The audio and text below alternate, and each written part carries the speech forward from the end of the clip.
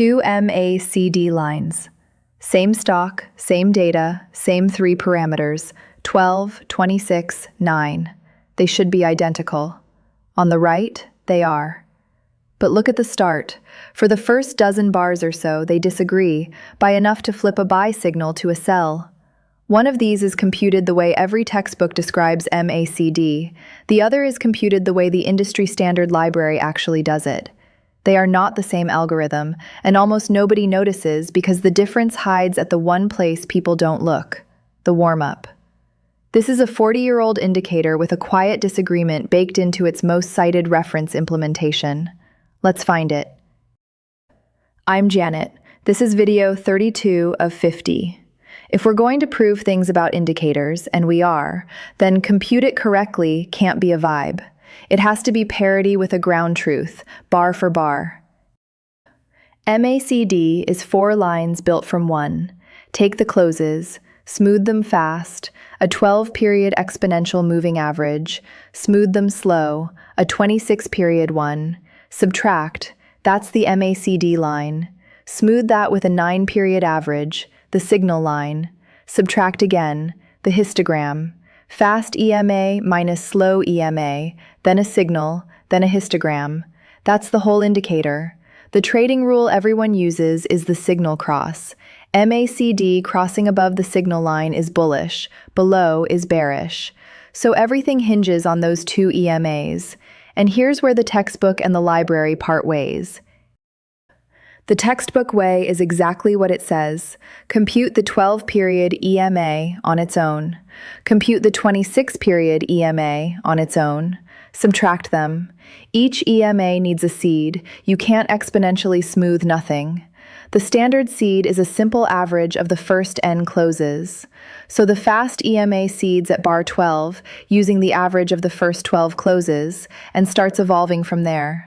The slow EMA seeds at bar 26. Subtract them from bar 26 on, and you get a MACD line. Reasonable, clean, and wrong, at least, different from what TA-Lib gives you. Because by bar 26, that fast EMA has already been evolving for 14 bars, carrying its own early history into the difference. Here's the subtle part. An EMA never forgets, it just discounts. The seed you start it with leaks into every value after it, fading but never quite gone. So a fast EMA seeded at bar 12 and a fast EMA seeded at bar 25 are different sequences, even after they've both been running a while. Subtract the slow EMA from each, and you get two different MACD lines that converge, but only converge, never perfectly meet, near the start. Nobody catches this because it looks right. The shape is right. The crossovers in the middle of the chart are right. It's only the head, the warm-up, where the seed still dominates, and the head is the part nobody audits. TA-Lib does it differently and deliberately. It does not let the fast EMA run ahead. It aligns both EMAs to the slow EMA's lookback, slow -1, 25 bars of warm-up before the subtraction. Concretely, it starts the fast EMA's accumulation at index 25, seeded from the simple average of the first 26 closes. Both EMAs begin evolving from the same bar, on the same warm-up window. Now the subtraction compares like with like. Watch the fast EMA's seed slide right, from bar 12 to bar 25, and the MACD head snaps onto the reference line. That single alignment decision is the entire difference between the textbook MACD and the one your charting platform actually draws. A few bars at the start, who cares? Here's who. The trading rule is a cross. The exact bar where the MACD line crosses the signal line is the signal. If your warm-up is off, your crosses near the start of any window land on the wrong bar, sometimes a bar early, sometimes a bar late. 1 bar early on a daily chart is a full day. It's the difference between a backtest that bought before the move and one that bought after. Multiply that across every window you ever slice, and a tiny warm-up disagreement becomes a systematic, invisible bias in every result that touches MACD. The bug doesn't announce itself. It just quietly makes your numbers a little too good or a little wrong forever. And it's worse than a one-time error because it interacts with everything downstream. If you're scanning thousands of symbols, every one of them has a head. If you're walking a rolling window, every window has a head. The warm-up region isn't a rare edge you hit once.